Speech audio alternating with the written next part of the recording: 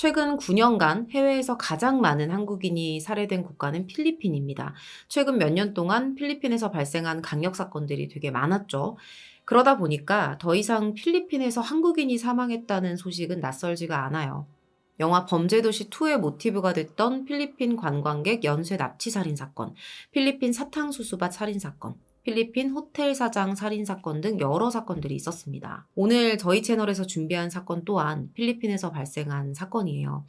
근데 이번 사건의 특이점은 지금까지 보셨던 필리핀 사건과는 다른 차원의 충격을 줬던 사건이라는 점입니다.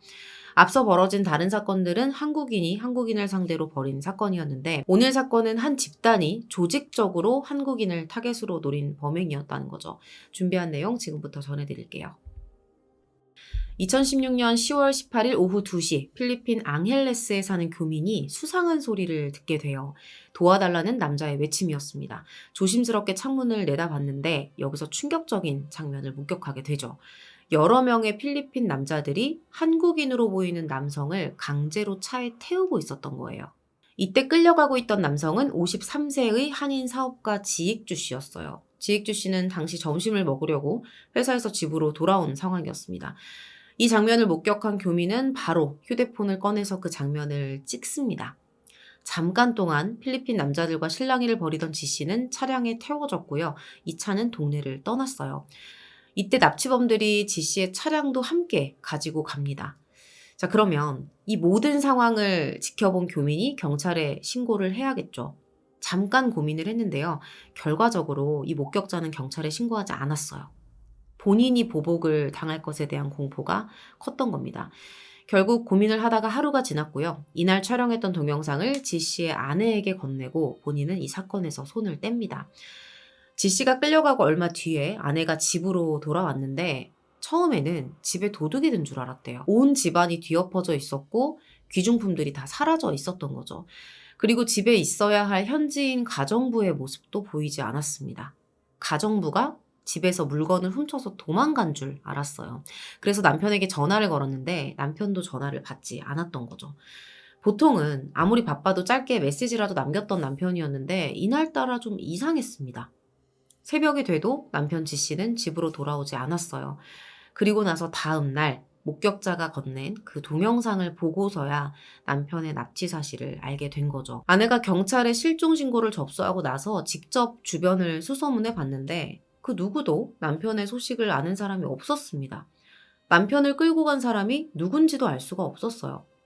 근데 며칠 뒤에 그날 사라졌던 가정부에게서 연락이 온 거예요. 그녀가 이런 말을 합니다. 지 씨와 내가 어떤 일당들에게 납치됐고 어디론가 향하던 도중에 나만 풀려났다는 거죠. 그래서 아내가 가정부에게 거기서 보고 들은 걸 나한테 다 말해달라. 이렇게 부탁을 했는데요.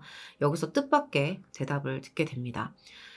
집에 들이닥친 일당들이 경찰이었다는 거죠. 이 가정부의 진술에 따르면 납치범들이 경찰 배지를 보여주면서 집으로 들이닥쳤대요. 그중에 뚱뚱한 사람이 이 가정부에게 다가왔고 하얀색 샤브 약입니다. 이걸 찾으라고 시켰대요. 그래서 모든 방을 다 뒤졌는데 아무것도 못 찾았고 지 씨와 함께 일당들에게 끌려갔다는 거죠. 이 말을 듣고 아내가 남편이 체포됐다고 생각하고 경찰에 문의를 하는데요. 돌아오는 답변은 확인해 줄 수 없다는 내용이었습니다. 진짜 경찰이 맞을까요? 지익주 씨는 작은 인력 파견 업체를 운영하던 평범한 사업가였어요. 거래처도 한국 제조업체 뿐이었고요.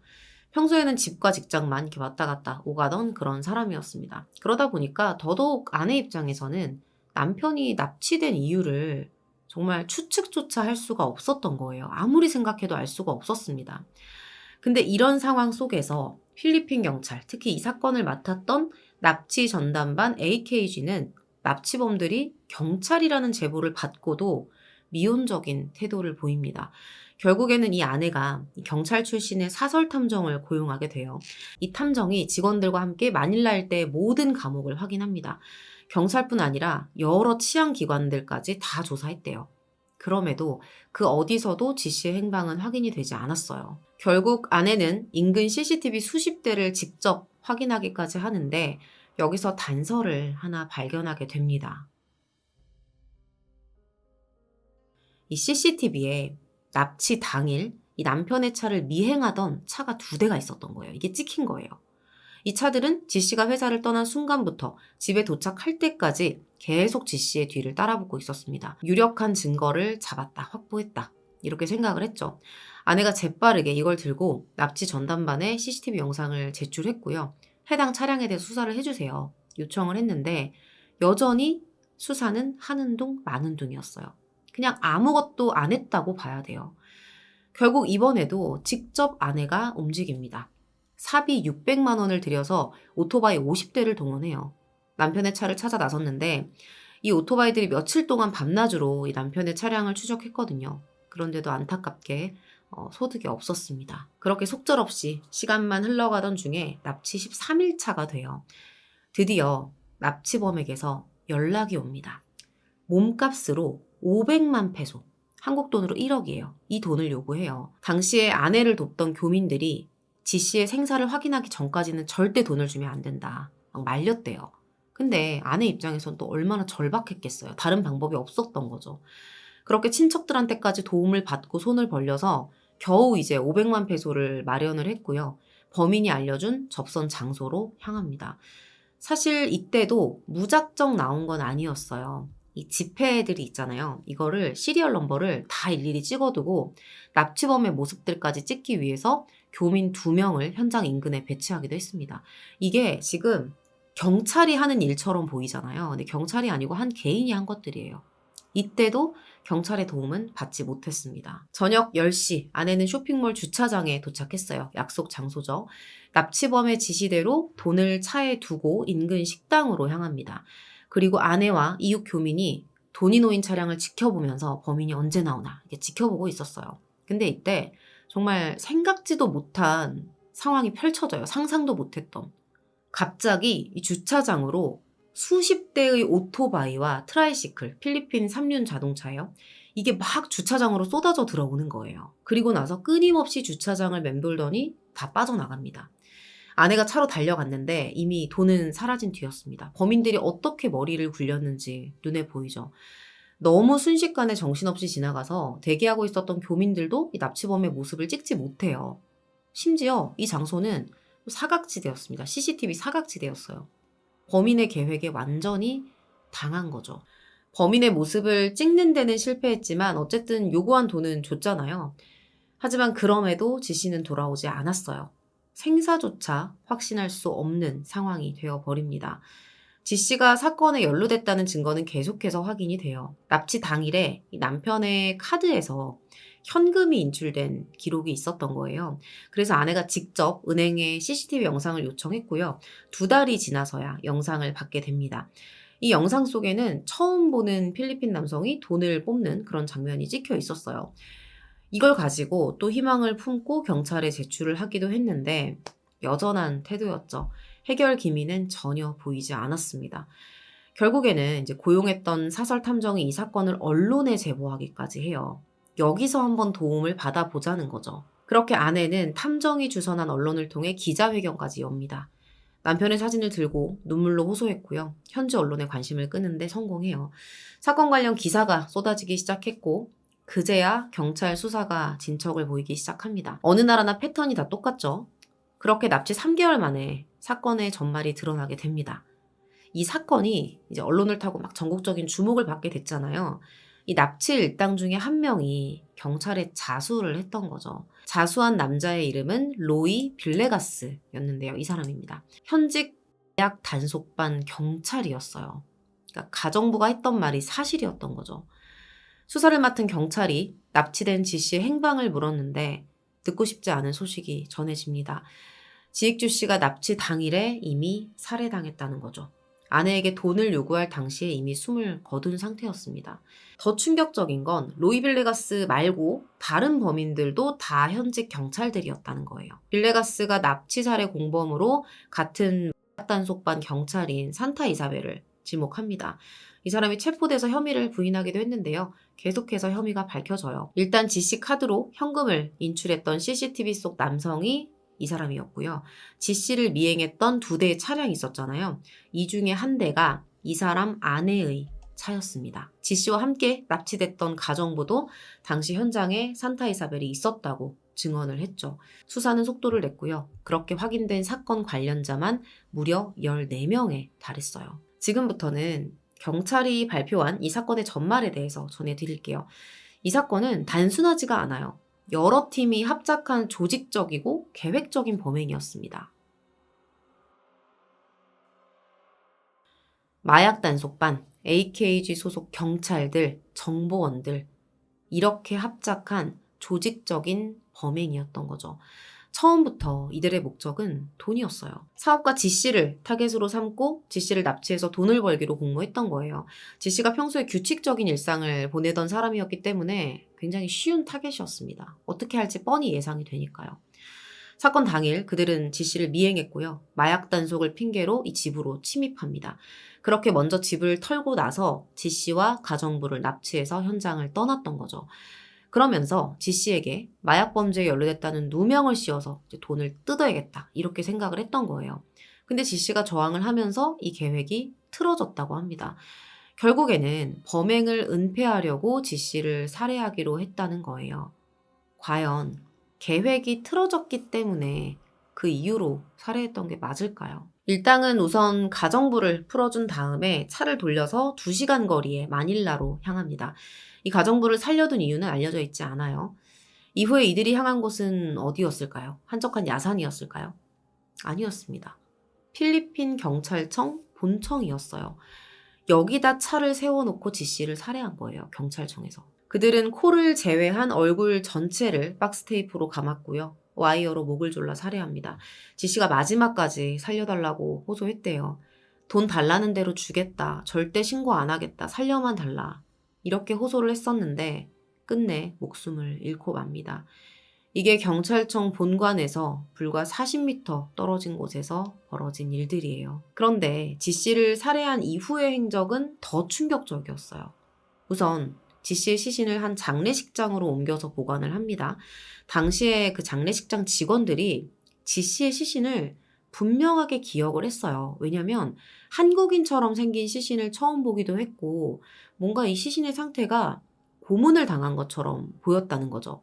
손에 수갑 자국이 있고 목에는 또 빨간 줄 자국이 있는 걸 봤던 겁니다. 다음날 오전 일당은 다시 장례식장에 왔고요. 지씨의 시신을 화장시설로 옮겨서 화장해버려요. 근데 이상하죠? 유족의 동의도 없었잖아요. 어떻게 진행이 될 수 있었을까, 화장이. 당시에 화장장 직원이 이렇게 말합니다. 화장을 요청했던 사람이 자연 사망이기 때문에 아무도 이 시신을 찾지 않을 거다. 이렇게 말을 했다는 거예요. 자기가 망자의 유일한 친척이니까 내가 화장 절차를 밟겠다. 이랬다는 거죠. 심지어 화장을 진행하기 위해서 사망 확인서까지 위조해서 가져왔다고 합니다. 그러니까 장례식장에다가 시신을 옮겨놓고 밤새 이제 사망 확인서를 위조했던 거예요. 더 꼼꼼한 절차가 있었으면 어땠을까 하는 안타까움도 드는데 이걸 조작해서 제출하면 될 거다라고 생각했을 정도면 필리핀의 이런 시스템도 사실 촘촘하지 않았기 때문이 아닐까 이런 생각도 해봅니다. 화장을 하면 이제 유골이 나오죠. 이 유골을 수거한 직원이 이걸 언제 가져갈 건지 이제 연락을 했었대요. 근데 이 일당이 유골 그냥 버리세요. 이렇게 말을 남기고 연락을 끊어버립니다. 그리고 직원은 그 말대로 유골을 화장실 변기에다가 이렇게 내려버렸어요. 애타게 찾던 남편을 살해한 게 경찰이고 매일같이 드나들던 경찰청에서 남편이 살해되고 또 내가 모르는 그 시간 동안 화장되고 또 변기에 흘러내려간 이 모든 상황을 가족들이 어떻게 받아들일 수가 있을까요? 너무나도 생지옥이 되어버리는 거죠. 이번 사건은 경찰이 벌였다는 점에서 2017년 당시 필리핀 국민들에게도 큰 충격을 줬던 사건이에요. 근데 가장 큰 의문은 아무리 경찰이라 하더라도 어떻게 경찰청 안에서 대담하게 살인을 저지를 수 있냐는 거예요. 이상하죠? 근데 이 뒤에는 충격적인 사실이 숨겨져 있었습니다. 이미 필리핀 경찰 내부에 아주 조직적인 납치 비즈니스가 자행되고 있었다는 거예요. 이 필리핀에는 헌터라고 불리는 사람들이 있대요. 납치 대상을 물색하는 브로커입니다. 이 몹쓸 놈들이 돈을 뜯어낼 수 있을 만한 사람들의 정보와 약점을 수집을 해서 이걸 다른 범죄 집단도 아닌 필리핀 공기관에 넘긴다는 거예요. 그리고 그 대가로 수수료를 받습니다. 필리핀 현지에서 헌터로 활동하다가 구속된 한국인도 있어요. 이 사람이 인터뷰한 내용을 보면 필리핀 경찰의 이 납치 비즈니스에 대한 구체적인 이야기를 확인할 수 있거든요. 이 사람이 뭐라고 하냐면 필리핀 경찰의 이 납치 비즈니스가 경찰 고위층의 보호 속에서 운영되고 있다는 겁니다. 조직적인 이 상납에 고리가 연결되어 있기 때문에 이 비즈니스 자체가, 제가 참 비즈니스라고 하기도 싫은데 어쨌든 이 비즈니스 자체가 말단이 단독으로 진행할 수가 없다는 거예요, 절대. 윗선에서 최종 승인이 떨어져야 움직일 수 있다는 겁니다. 물론 과거 헌터의 주장이에요. 근데 어느 정도 신빙성이 있다고는 봐요. 이 지씨의 사건에 경찰 윗선이 개입됐다는 의심이 현실이 됐거든요. 구속된 산타 이사벨이 이 사건의 주범으로 상관인 라파엘 둠라오를 지목한 거예요. 둠라오는 당시 마약 단속반 팀장이었고요. 납치 전담반의 디렉터였습니다. 산타 이사벨은 둠라오가 모든 범죄를 계획하고 실행했다고 주장했어요. 산타 이사벨 본인 또한 둠라오가 특수작전이라면서 사건을 끌어들였다고 주장합니다. 빌레가스도 둠라오가 자신에게 사건에 대해 함구하는 지시를 했었다고 주장해요.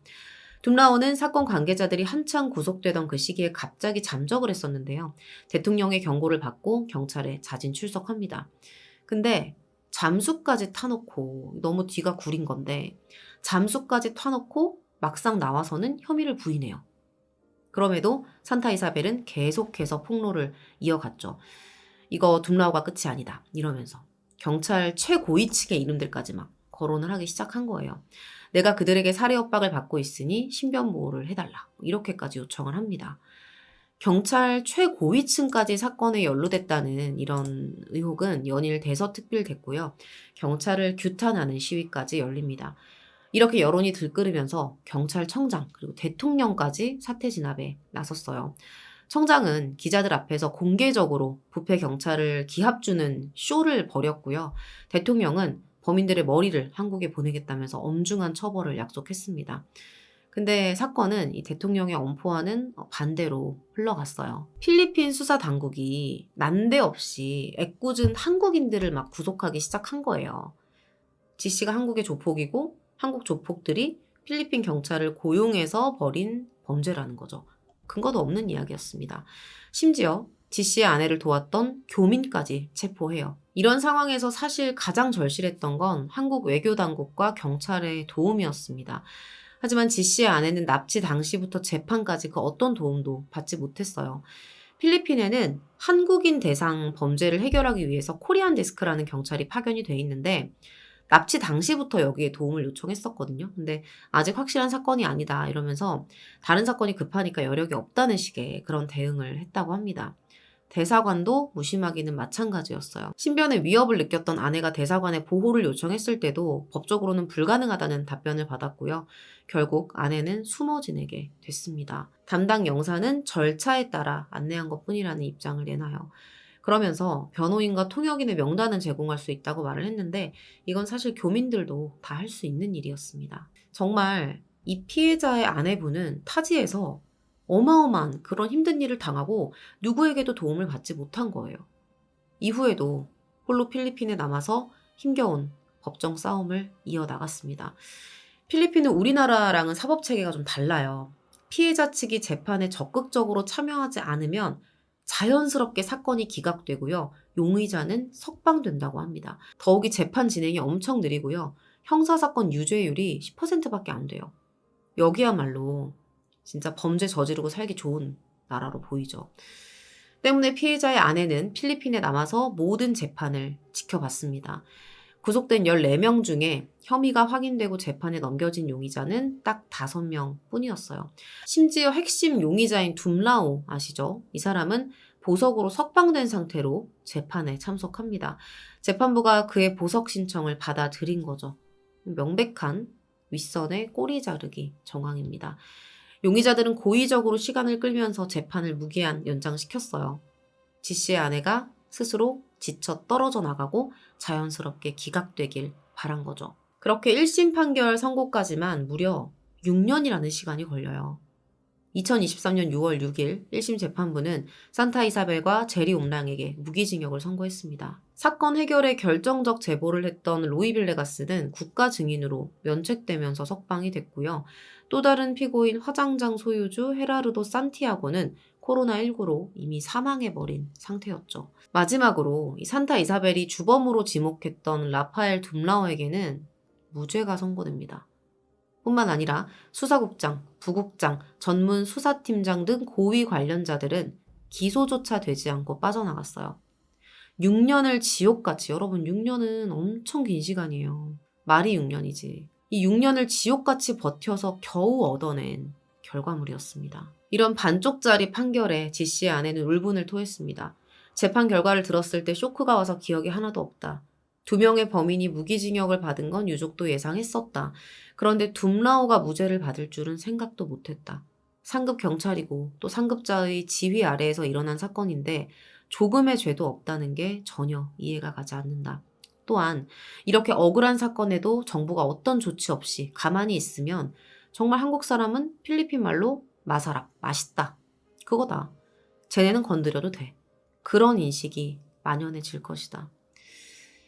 그녀가 이곳에 남아서 힘든 재판을 계속하는 이유는 범인들을 모두 잡아서 법의 심판을 받게 하기 위해서라고 합니다. 그렇게 해서 남편의 억울함을 풀고 싶고 다시는 한국인들을 대상으로 한 이런 범죄가 일어나지 않기를 바란다고도 했어요. 이분이 또다시 지옥 같은 시간을 버티면서 지금 항소심을 기다리고 있습니다. 단 한순간도 버티기 힘든 사랑하는 남편에 대한 그리움을 묻어두고 그 상처가 범벅된 상태로 아직 치유조차 되지 않은 상태로 지금 몇 년째 버티고 있으신 거거든요. 이 영상을 보시게 될지는 모르겠어요. 근데 이 영상을 보시게 된다면 이 시청자분들께서 댓글을 통해 많은 힘을 주셨으면 좋겠습니다. 저도 그런 말씀을 꼭 전해드리고 싶습니다. 꼭 원하시는 결과가 나오길 바랍니다.